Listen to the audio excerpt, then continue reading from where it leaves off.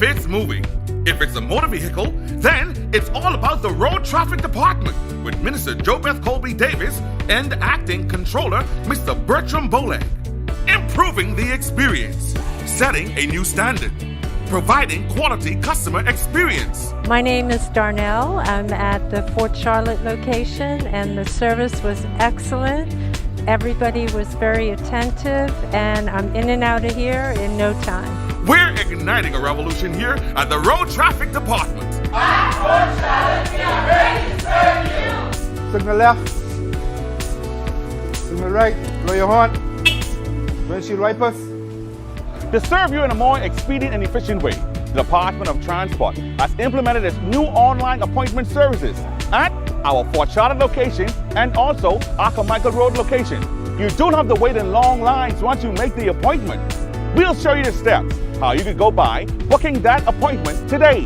1. Search Road Traffic Department, the Bahamas on Facebook. 2. Click Send Message button. 3. Enter your full name. 4. Choose your inspection date. 5. Choose your traffic location and time. You're done.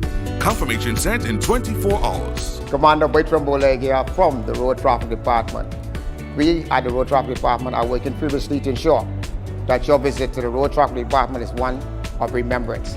We are planning to give you high quality service that when you come to the Road Traffic Department, it'll be one that you will never forget.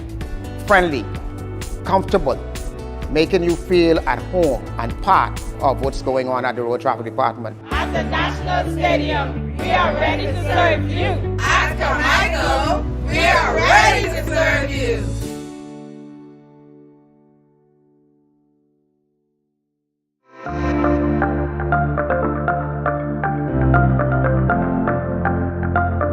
What's the Bahamas doing in the fight against COVID? We're empowering Bahamians with free testing, free masks, and access to doctors for answers to your questions.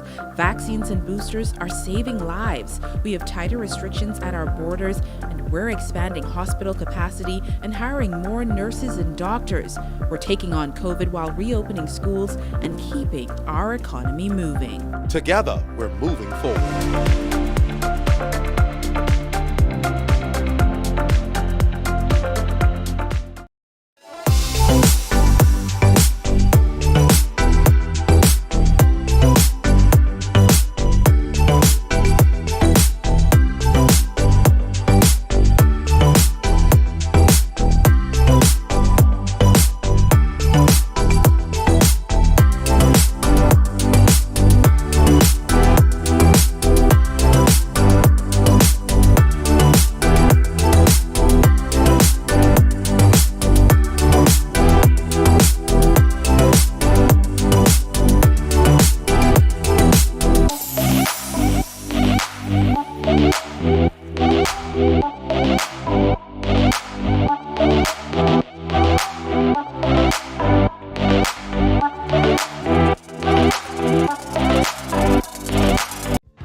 Minister of Housing and Transport, JoBeth Colby Davis, vowed to erect more homes than any government ever.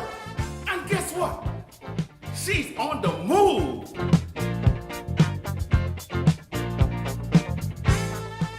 Freeport, we are coming to you this coming Friday, April 8th at the National Insurance Building, East Mall Drive, and Saturday, April 9th at the West District Council Office, 8 Mile Rock.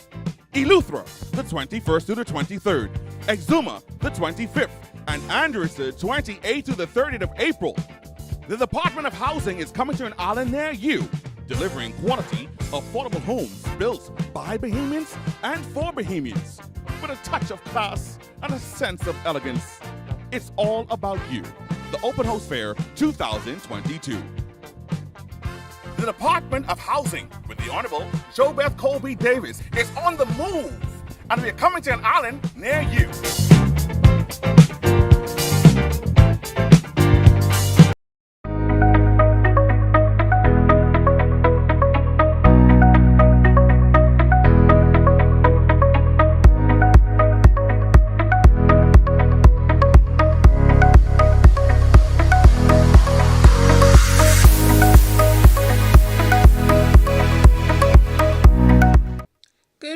members of the press, and welcome to the Office of the Prime Minister's weekly press briefing.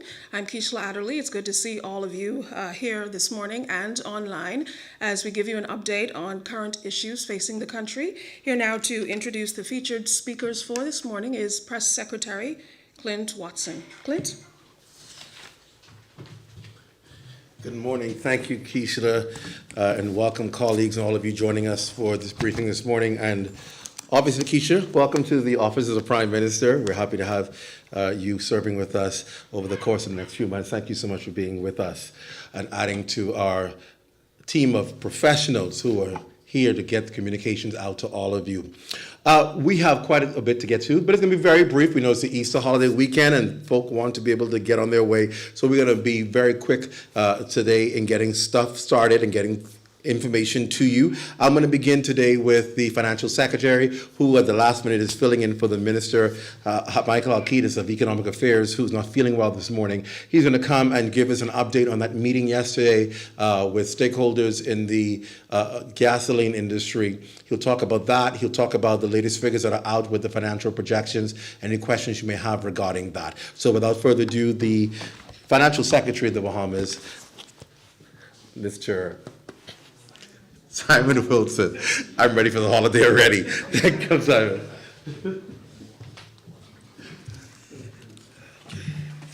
Okay. Good morning. So what I want to do first is talk about the financial, the monthly fiscal report. Then I'll speak briefly about the impact of the VAT decrease over from January 1st in terms of what the performance has been. And then I'll talk finally about the meeting with the Petroleum Retailers Association executives yesterday. So the Ministry of Finance is pleased to release the second monthly fiscal report on the government's operations for the month of February 2022. These reports are mandated by the Public Financial Management Act of 2021. During the month of February 2022, revenues declined by 16.2%, or $38.2 million compared to January 2022. Total revenues for that month was $197 million, which is in line with seasonal trends. However, monthly revenue performance increased by 40.8%, or $57.2 million compared to the same period the prior year. Conversely, expenditure contracted by 4.4%, $10.7 million to $230.5 million during the month of February in comparison to January, and this was an increase of 10.1% over February 2021. The big driver of the increase of expenditure was paying prior year bills as we try to catch up with the rest. As a result of these activities, the deficit of $33.1 million was realized for the month of February, which is approximately 52% lower than the same period for the prior year. So even though we had the expenditure increase, the deficit has continued to shrink. For the 8 months ending February 2022, the deficit is estimated to be at $326.5 million, which is 38% of the budget. It's a 62.2% or $537 million reduction from the deficit of $863.7 million experienced for the prior year period. Net debt widened by $181.3 million, and our net debt increase for the first 8 months of the year was $428 million, 428.8 or $429 million, which is when compared to the prior period last year of $1.29 billion. It's a dramatic reduction. For the periods of January and February of 2022, total VAT collected was $212.6 million. In comparison to the prior year, sorry, not the prior year, comparison to January and February 2020. The prior year had the impact of the COVID pandemic. So what we want to do with VAT to see revenue performance is compare to pre-pandemic levels to have a true comparison, a better comparison. January, February 2020, total VAT collected was $165.5 million.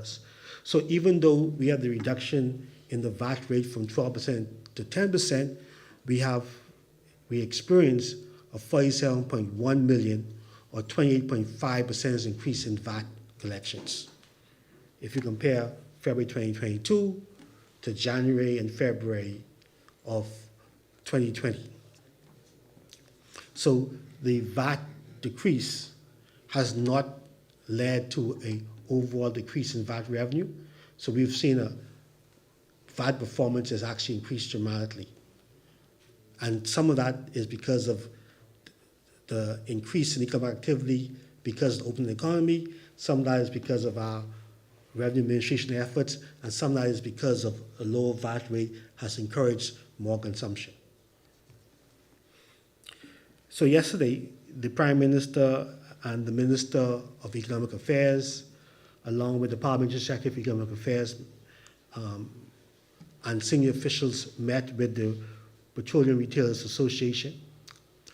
The retailers came in and have a discussion about the impact of high fuel prices on their operations. You may be aware retailers operate with a fixed margin in terms of fuel. So they get 54 cents for every gallon of fuel that is sold. And so high prices really impact retailers in a very adverse manner. You know, the Prime Minister undertake to look at the issue with the retailers. They are going to provide us with some more information in terms of what the options available. And hopefully within 1 week or so, we will come and have a next meeting and finalize what type of support that can be provided to the retailers without adversely impacting the public, the consumers of fuel. Thank you very much. If any questions? Is any kind of tax reduction on the table as it relates to the retailers and the effort to address the gas situation? I think everything's on the table. There's no easy solution, and that's one of the issues that were raised by retailers yesterday in terms of some type of tax relief. You know, it's a fixed margin. So what has happened is if you look as fuel prices increase, their operating margin has now gone down in some cases to less than 10%, their gross margin. All right, so they have employees, they have overhead and so forth. So everything's on the table. With the balance, the need for them to have a return on the business in comparison to not impacting the public by pushing on, because this is an environment, higher fuel prices. So there's a balancing act that has to take place. Has any more information been found in regard to the COVID-19 spending by the previous administration? Do you have any update on that? We are finalizing the report with respect to the food task force.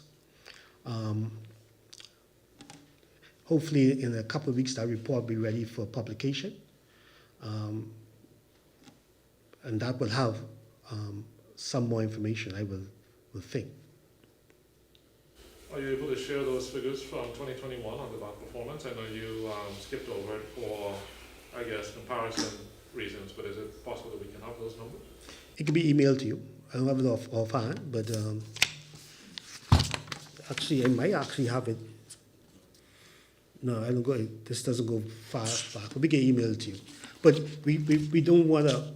2021, because of in the ministry, what we do is that because of the impact of COVID, for our comparisons on economic for fiscal performance, we tend to block it out because that's not. The numbers will look extraordinary. And get a false sense of comfort in terms of how good your performance is. You mentioned in the meeting with the Fuel Association members. Retailers. Some suggestions were thrown out, and tax reduction was one of them. Can you give us any other suggestion that might have been brought up as to how they could deal with the situation, or what government can do, or what they can do? Any other thing was raised? Well, obviously there are a couple of things happening. One, we have a price control regime with fuel, so there's a fixed margin for the wholesalers, there's a fixed margin for the retailers. All right. The wholesalers get 33 cents, retailers get 54 cents.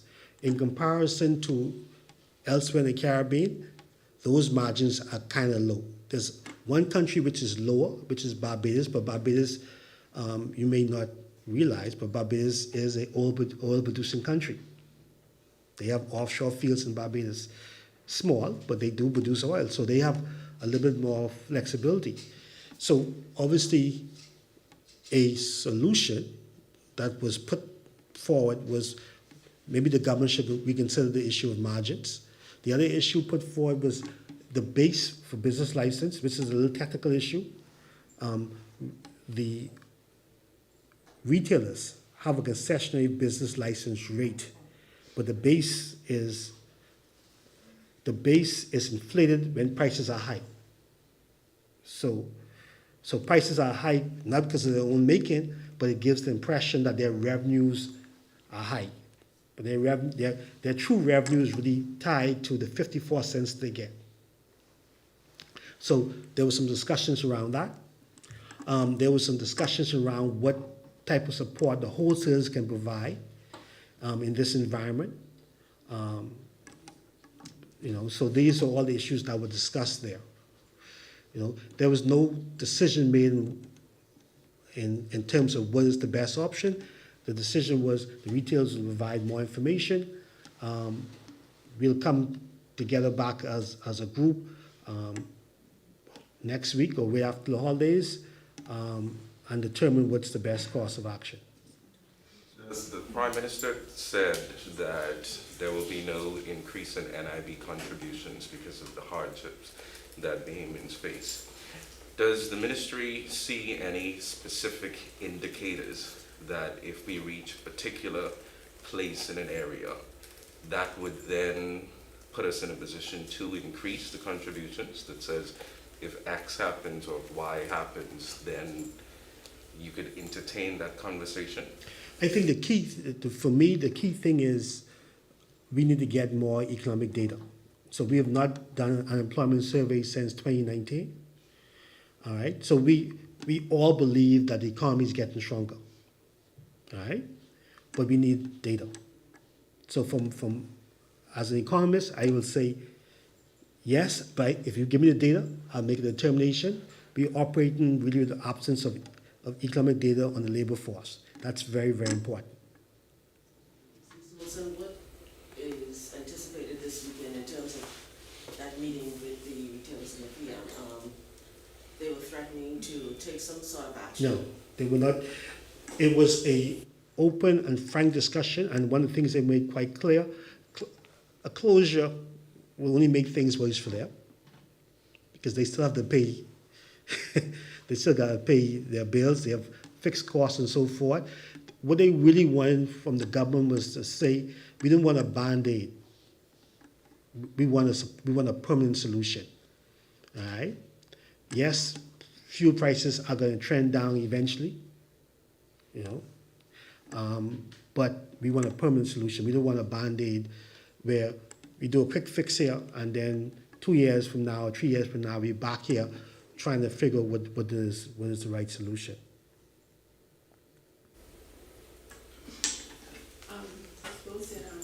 Recently, Minister Halkidas mentioned that having to reduce the taxes on fuel imports would mean having to place it on something else. Fuel is an essential commodity. What is your position with regards to having to do such a thing in the event that we have to reduce taxes on fuel imports? I think I can't contradict my minister.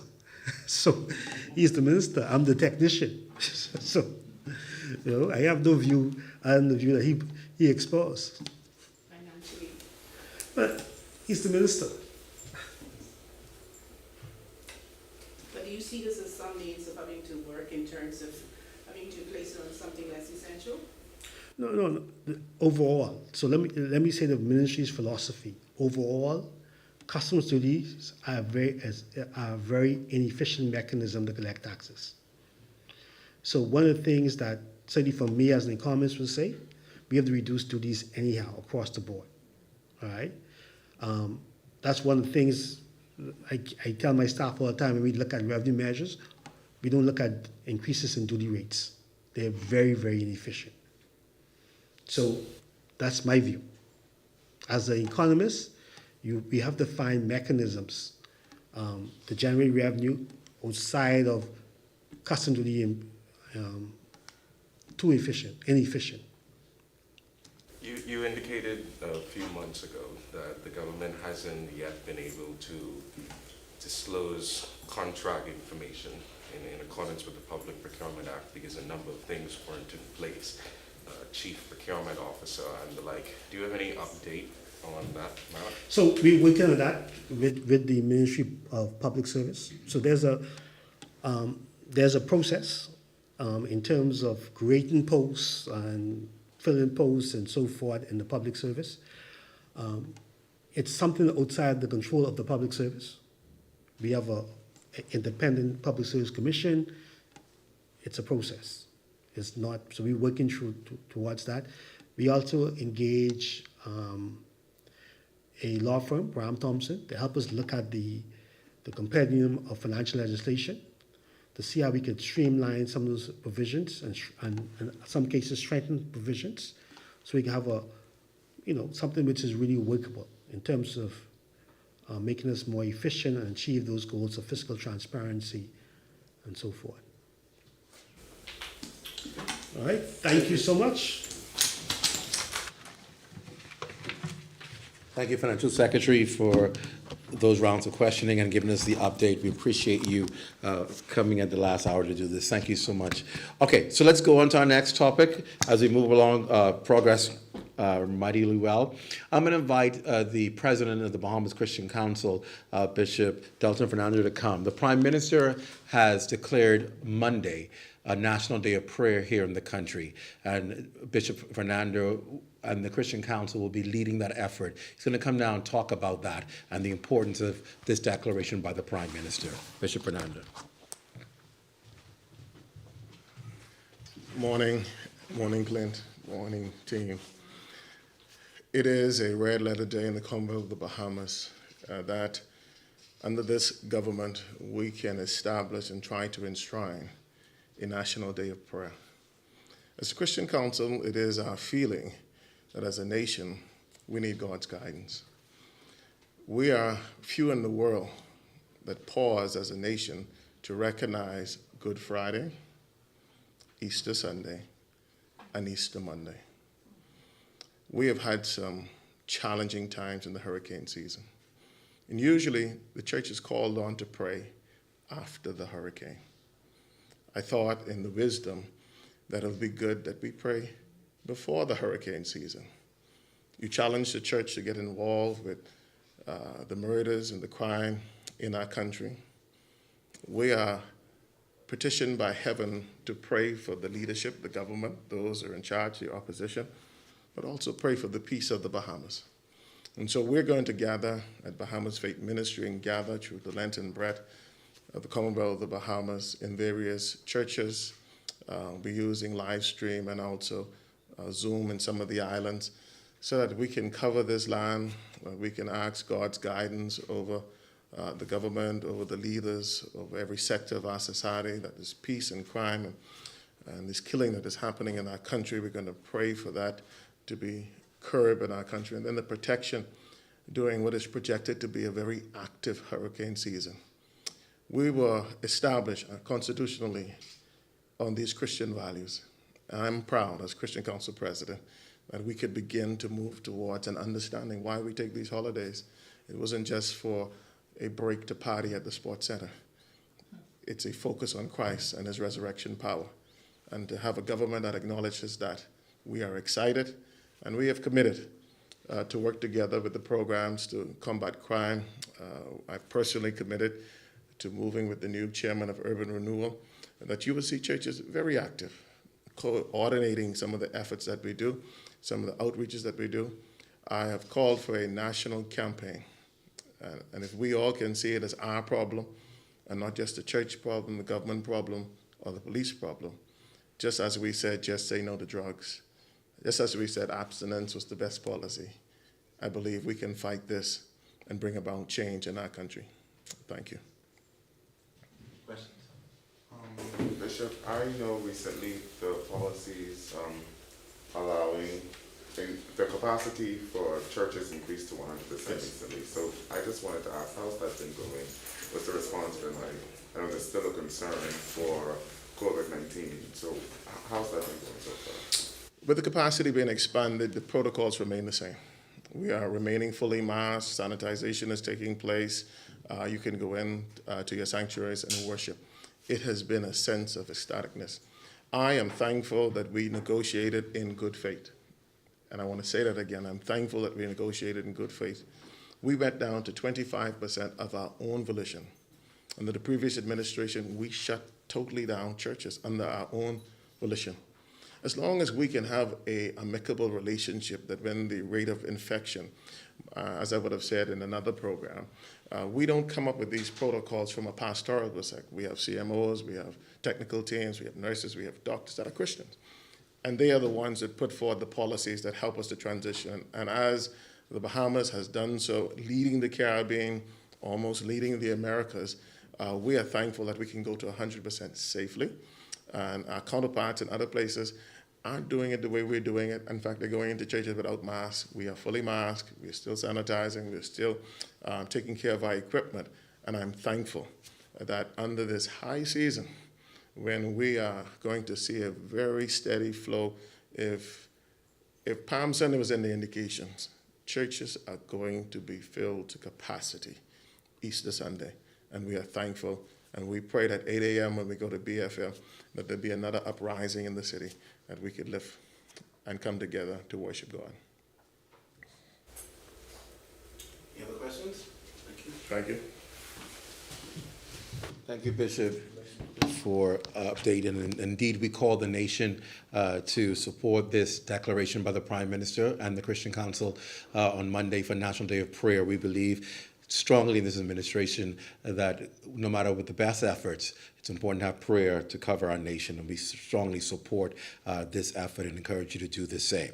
All right, we have one final guest before we get into any other additional questions you may have, and that is something that's important for our nation's youth. Coming up will be the HBCU College Fair. Historically Black colleges and universities will be in town to do a fair. Some of it is virtual as well, to provide opportunities for our young people to be enrolled in tertiary education and also scholarship opportunities. And a representative is coming, Zoe Gibson, to talk about that and why it's important for you, especially parents and young people, to take note of this opportunity that in the past has really opened the doors for so many Bahamian young people, especially those who are excelling. And so I'm going to invite you to come and talk about that now as we move further. Good morning. Thank you, Clint. Good morning, Bahamas. And good morning to the 12th graders who are listening. My name is Zoe Gibson Boleg. I am a proud member of the Pi Upsilon Omega chapter of Alpha Kappa Alpha Sorority Incorporated, located in Freeport, Grand Bahama. And today I represent Think HBCU. Think HBCU is an organization that is made up of some local chapters of Alpha Kappa Alpha Sorority Incorporated and Alpha Phi Alpha Fraternity Incorporated, who have come together to put on a college fair that will assist high schoolers with their tertiary education needs. The fair will be held virtually on April 23rd. That's not this Saturday, but next Saturday at 9 a.m. And you can register online at www.thinkhbcu242.com. Both organizations, Alpha Kappa Alpha and Alpha Phi Alpha, are heavily focused on education, and as a result, we have partnered in order to advance these issues. This is the third year that the fair is in existence, and it started as 7 college presidents giving scholarships to local students. And in this, its third year, there are over 20 colleges that have signed up to be present. And so we encourage all high schoolers, all 12th graders, 11th graders, if you haven't already, to sign up. Again, the website is www.thinkhbcu242.com. The presidents over the years have acknowledged the academic prowess of our Bahamian students, but the scholarships are not only given for academics. We have music scholarships, there'll be sports scholarships, academic scholarships, and some scholarships will be given to those students who just have the will and the desire and the grit to want to excel. Again, you can only take advantage of this opportunity if you register, and therefore I encourage everyone who has not registered. I encourage the parents, the guardians, the teachers, guidance counselors, church members, whoever is the village that's listening, I encourage you to encourage your 12th graders to sign up for this fair. Some of the schools that will be present on April 23rd are Benedict College, Bennett College, Claflin University, Clinton College, Edward Waters College, Florida Memorial University, Grambling State University, Howard University, Jarvis Christian College, Johnson C. Smith University, Lane College, Philander Smith College, Texas Southern University, Tougaloo College, Virginia State University, Virginia Union University, Wilberforce University, and Wiley College. That is some of the universities that will be present, and others are signing up as we speak. Over the last 2 years, $7 million worth of scholarships have been awarded. This year, we anticipate that it will be no different. So I just wanted to end by, again, encouraging all students to register. Again, the website is www.thinkhbcu242.com. Don't miss this opportunity to fund, in some cases fully, your tertiary education. Thank you. Thank you. Thank you. Thank you, Zoe, for that update, and we encourage you to take full advantage of the opportunities to further the education of your children, and of course for the opportunities available for partial scholarships or full scholarships in that regard. Okay, I'll give you a couple of announcements, and I'll take any other questions that you may have at this time. From Prime Minister, he attended the closing ceremony of the National Crime Intelligence Agency's Tradecraft course on Wednesday. Select officers received certificates after completing the 2-week course sponsored by the United States Embassy. The Prime Minister noted that the agency greatly enhances the country's capacity to fight crime. He emphasized that officers needed to build trust with the community so that ordinary people are willing to trust them with valuable information. Also this week, Prime Minister Davis is scheduled to contribute to a documentary about the life and times of American activist James Weldon Johnson. JEMH Enterprises is producing the documentary series. The JWJ Project is called. If the name sounds familiar, it's because Johnson is the author of the song Lift Every Voice and Sing, which was declared the official Black national anthem by the NAACP in 1920. The Prime Minister interview will focus on Weldon's connections to the Bahamas. He taped that interview earlier this week. Should be an exciting package to look forward to. Also, police say they're seeing results from Operation Ceasefire. You would have remembered last week we heard from the Commissioner of Police, Paul Rowland, Deputy Commissioner Clayton Fernando on the operation as one of the major tools implemented to address crime in the country. And they are reaping awards from it. They launched it on Friday, March 25th. The collaborative effort between the Royal Bahamas Police Force and Royal Bahamas Defense Forces has resulted so far in the week in 93 arrests, 6 firearms removed, 64 rounds of ammunition, and 2.3 pounds of drugs being confiscated. You would have heard the police commissioner say last week that police have identified hotspot areas, and that is where most of the drugs and ammunition were found and confiscated. Operation Ceasefire continues. Again, the focus is on prolific offenders and gang members. So a great report coming from there.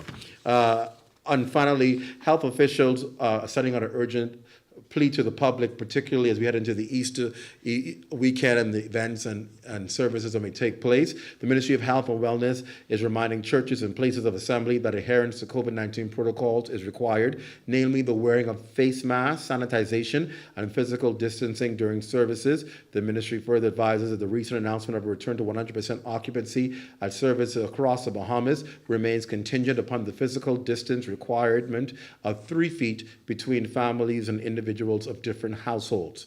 Now, as it relates to social gatherings held outdoor, namely parties with greater than 300 attendees, concerts, carnivals, fairs, Junkanoo parades, and or practices or rallies, you must apply for approval, and all attendees must be fully vaccinated or present a negative COVID-19 test and adhere to COVID-19 protocols. That's very important for the holiday weekend especially.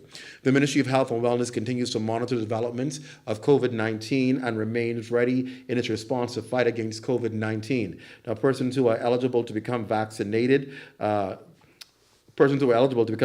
against the virus are encouraged to do so. If you've not yet done so, please do so today. That's essentially important. Vaccinations not only save lives, but has also been proven to substantially reduce the potential of spreading the virus. Finally, persons wishing to become vaccinated or receive their extended dose or booster can access appointments at vax.gov.bs or visit the vaccination site located at the Mall Marathon in New Providence between Monday and Saturday, 10 a.m. to 6 p.m., Grand Bahama, Monday to Friday between 8 to 4 p.m.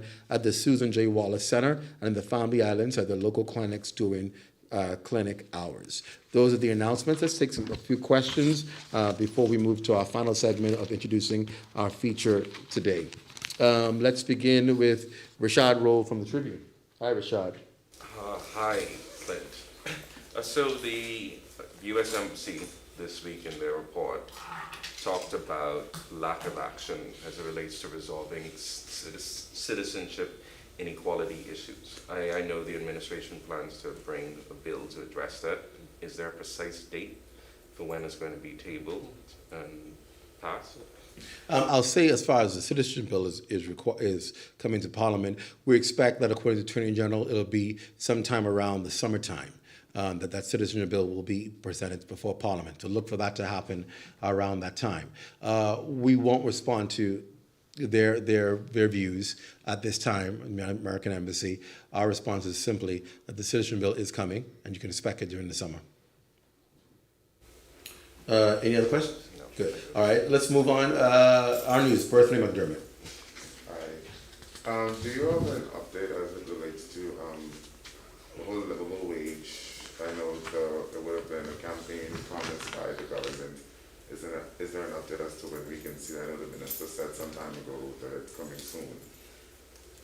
It's still coming soon. It's on its way. We're still talking to stakeholders, negotiating a couple of gray areas that we want to make clear, but no definitive date on when it will come, but it's on the agenda to happen, and perhaps this year. All right. Thank you, Berthany. Theo Seeley, Eyewitness News. Any update from government on the closure at Cabbage Beach? It's a story we've been following for a few months. The business owner in the area had complained about it.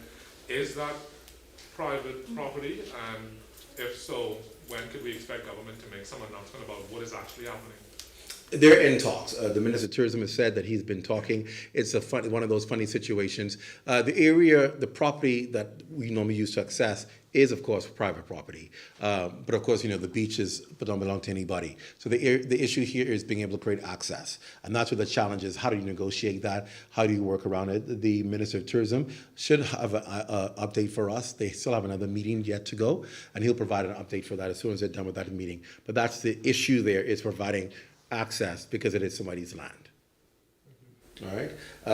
Royston Jones, Eyewitness News Digital. Hi, Roy. Thank you. I've been asking, how much is the cost of the road visit? I know we've been asking for quite some time. Is that number finalized? And what's the government portion of that? We've not had that yet, and I assume the delay has been because the attention at the Governor General's office obviously was on his hospitalization. I think now that he's out and resting comfortably, the staff will be able to perhaps provide that for us. We have asked for it, so we are still anticipating to get that as soon as possible. Figures coming from the DG's office?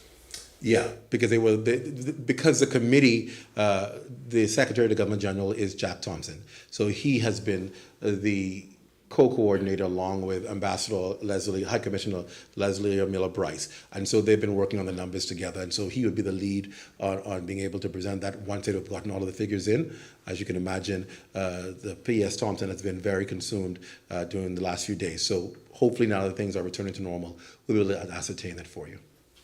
So there was a lot of talk about the NIB contributions increase and recommendations in the IOL actuarial report. How soon can we expect that to be released, if it will be released to the table? I spoke to the minister responsible this morning. He has no issue tabling it in the House of Assembly at the next sitting. Once we receive that approval, obviously, from his substantive minister, which is the Prime Minister, he has no issue tabling that. So hopefully once that is approved by Prime Minister, you'll see that tabled at the next sitting in the House of Assembly. Thank you, Thank you, Roy. Global, Shelley Lewis. Hi, Shelley. One question.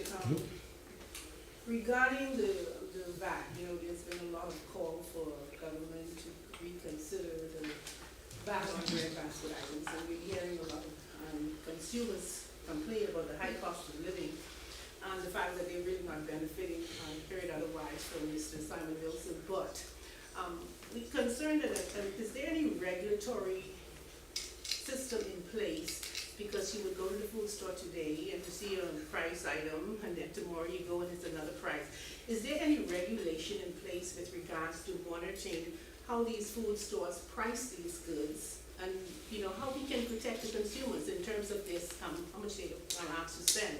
Good question. It's an issue that the chairman of the Consumer Protection Commission is working on, because price control will come under them, and getting people out there to do routine checks. Not just check this week with the cameras and then we don't see you back another week, but to make it consistent and routine. And that, of course, requires resources. And that's something they're working on right now, is to be able to staff that agency out enough that there can be routine checks and that there can be routine approvals sent to the commission for price increases and so forth. So that's in the workings right now, because we recognize the importance of having that, if only for regulatory purposes. We're not saying that people are doing untoward or people are going outside of the laws, but we want to make sure that that's not the issue.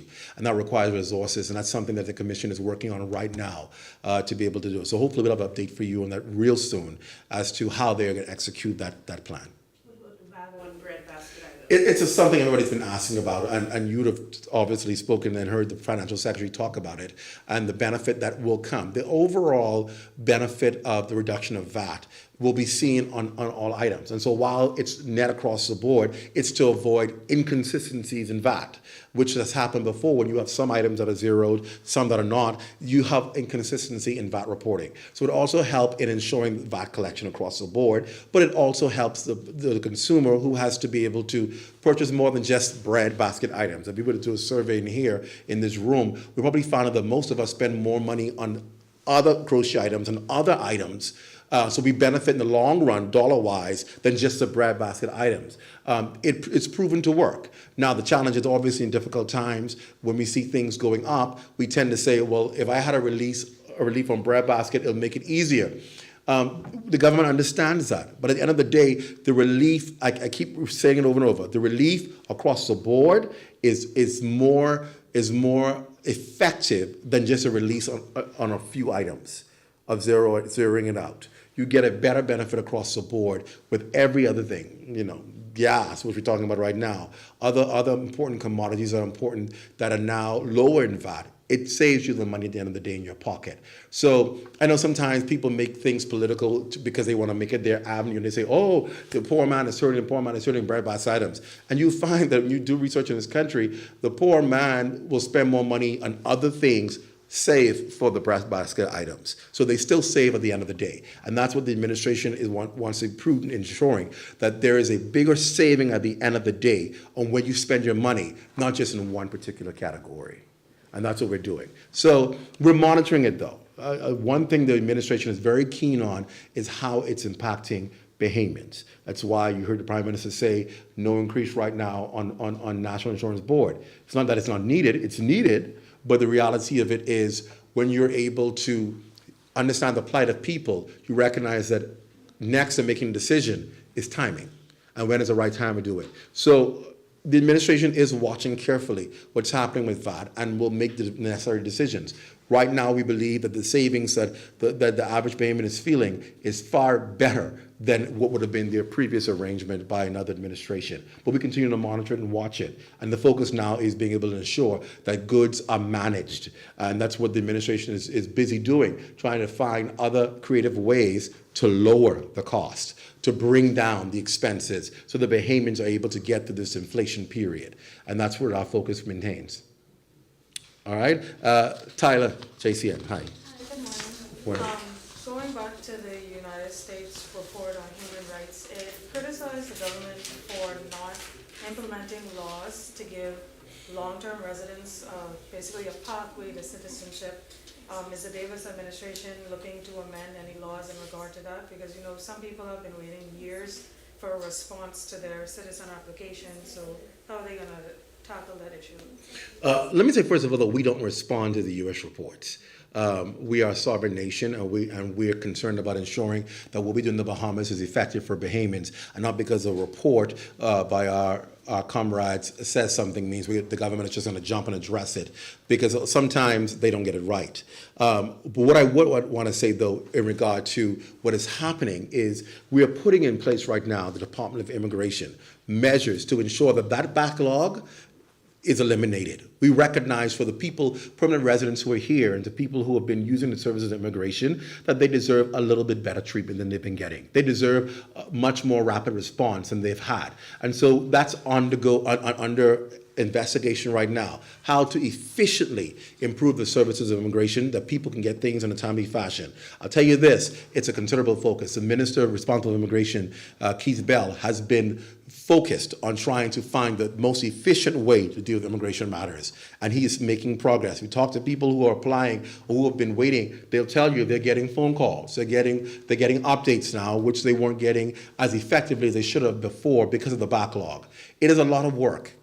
Government is very manual, and there are a lot of paper. There are a lot of files everywhere, and trying to efficiently address those things in a timely fashion with the resources that people have to use, and given the time constraints that the great employees in the public service are working with, it's not an easy task. But there is considerable focus on ensuring that people don't have to wait decades and years as they have in the past, but addressing these issues. And that's not based on any report the U.S. reporting on. That's a commitment by this administration to ensure that the public service operates more efficiently and effectively.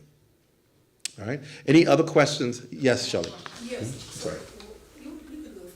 Go ahead, Sasha. Clint, we just want you to clarify travel and vaccination. Yes.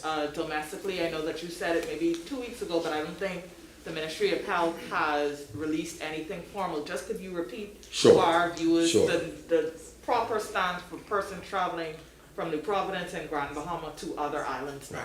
As it stands, and I'll make it clear, just do it across the board. As it stands now, there is no testing requirements for travel throughout the Family Islands. The only testing requirement for travel is, of course, if you're leaving the country, and if you're going perhaps to United States, there is a testing requirement for an antigen test when you're going. And when you're entering the Bahamas, there's a test requirement for antigen tests. If you're not vaccinated, if you're unvaccinated, a PCR test, and if you are vaccinated, an antigen test. That is the only requirement. If you're traveling anywhere throughout the family of islands, to and fro, you no longer need a test for any travel, even if you're not vaccinated. All right? Yes. Yes, Carla. What is the situation now with unregulated public servants? What are the numbers now, and what's the update? It's decreased significantly. The Minister responsible for public service, PA Global Role, has been working exceptionally hard to ensure that persons who are on the public service payroll are actually working, so that whatever they're being compensated for is gainful. She's working on that. We'll get an update for you on how many people remain, if there remains people at home. I know the number was significantly less, but we'll get that figure to you. But she has been working to place people in agencies, even if it was a private sector. Two cases.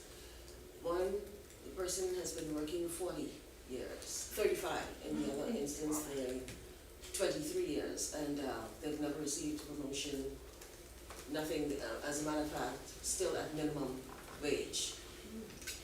And that is why she's doing the reorganization and review of persons in the public service. Because there are people who have been overlooked or fallen through the crack or just not been recognized for their work. She is pulling the files. It's a mammoth task, but she's committed to it. She's pulling the files of people, particularly if you make it known to her, who felt that they have not received anything, and reviewing to see what has happened there. And in many cases, persons have received promotions or increases.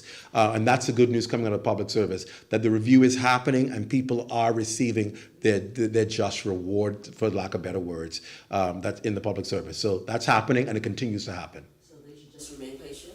If they've not made it known, we encourage people to make it known to the Department of Public Service so that you can be aware. You can imagine 20,000 plus files, that's not easy to pull. So if you make it aware, then somebody can look into your matter and look into your case, if you fall in that category. Now, there are some people, unfortunately, who are in that category, but there's a reason why they're in that category.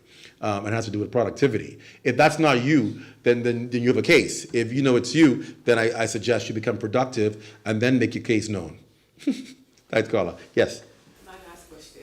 We continue to see the decimation of a pine forest. And the minister recently mentioned that they have a number of cases before the Office of the Attorney General. What is the status with regards to that? Because we're seeing our pine forests being destroyed.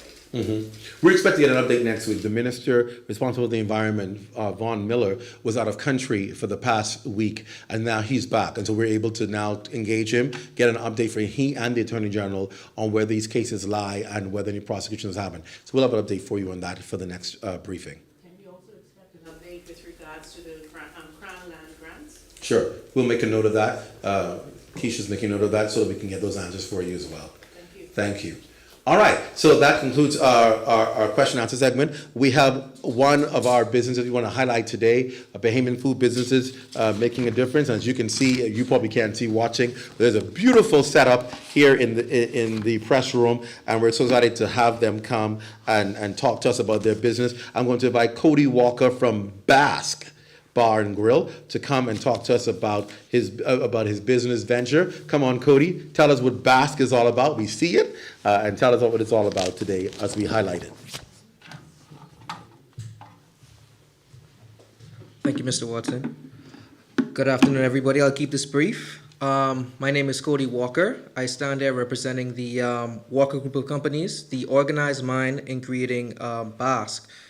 So when we sat down in 2018 and envisioned Basque, which is the acronym that stands for Burger and Sushi Koya, Koya in Japanese meaning shack, we had a vision which would be to take the popular Asian fusion cuisine, to the inner city, and they call it over the hill.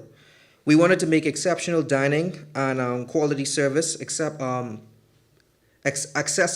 easily accessible to the common Bahamian, and we've done so far, and I think we've done a pretty good job at doing that. We have prided ourselves in coming up with gratifying cocktails and other beverages, which were carefully constructed by Marv, Mr. Mix. Our sushi alone definitely can handle the toughest taste buds. We have some very great options out there which fuse the conch, shrimp, lobster, and our burgers, which are sincerely named after the Prime Ministers, 100% certified Angus beef. They create a legacy in the culinary community. So we could not be, on behalf of the Walker Group of Companies, we could not be as great as we are without our servers, our management, our chefs, our bartenders. And in my opinion, we've selected them. We put everything together. We believe that it's top shelf, everything. So I hope this segment can, add more exposure to Basque. And if you don't believe me, you can try it out yourself. You can always come down, take a look at it yourself, try it out yourself. And hey, you see if my words stand up to par. Thank you all for having me. All right. So you told them what they have today. Let them know what they have available today.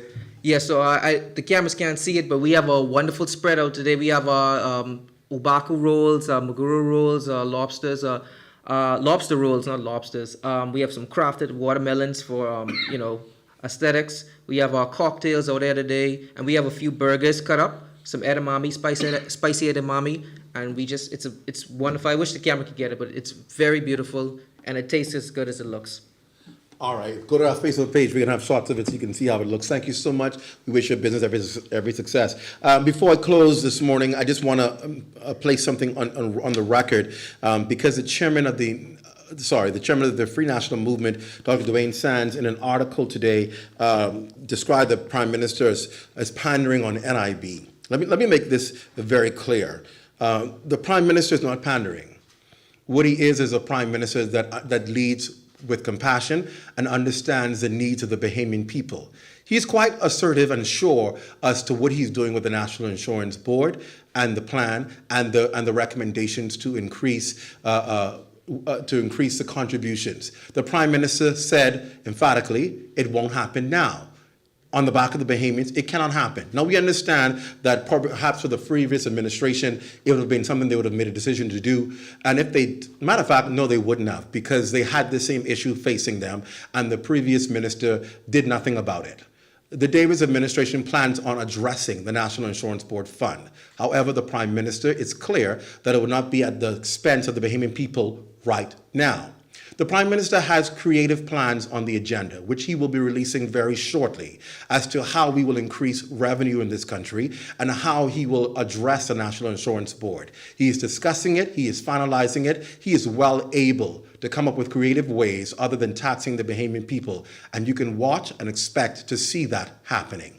That's our press briefing. Thank you. Have a good solid day, everybody.